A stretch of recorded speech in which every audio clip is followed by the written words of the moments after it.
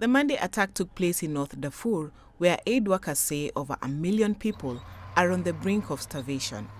It is the latest assault on aid in a country gripped by what the UN calls the world's worst humanitarian crisis. The convoy, made up of trucks from the UN Child's Agency and the World Food Programme, was near Al-Khoma, waiting for approval to proceed to El Fasher.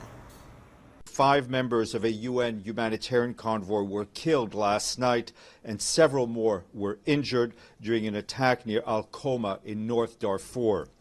I can tell you that we, of course, condemn in the strongest possible terms this horrendous act of violence against humanitarian personnel who literally put their lives at risk in an attempt to reach vulnerable children and families in the famine-impacted areas of Sudan.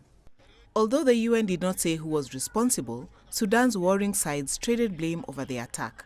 The army-aligned government said RSF drones targeted the trucks, while the paramilitary group accused the army of carrying out the attack with a military aircraft. The route that the convoy was going to take was shared in advance with the parties on the ground who were notified and aware of the location of the trucks. Multiple of our trucks were burnt in the attack and critical humanitarian supplies were damaged.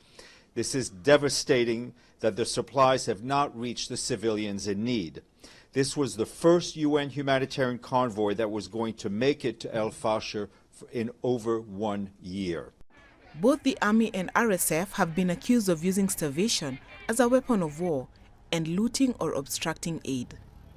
Nearly half the population, or 25 million people, are facing extreme levels of hunger, according to the UN, which last year confirmed famine in 5 areas across Sudan. Crystal Onkeo, CGTN.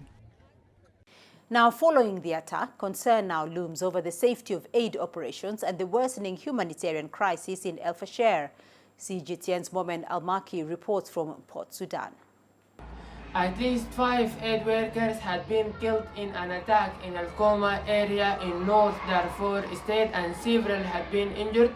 So far, both forces have exchanged accusation of responsibility over this attack. The Sudanese army said that the rapid support forces stopped these aid convoys that was on their way towards Al-Fasher city.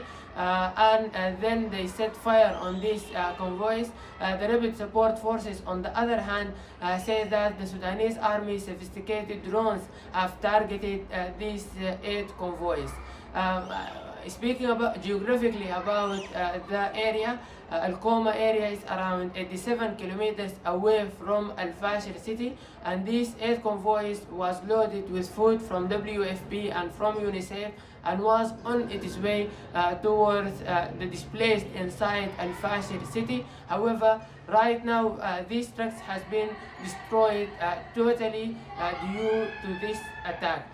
People inside Al-Fasher are suffering. You can imagine that the main displacement camp has been transformed into a military camp by the rapid support forces.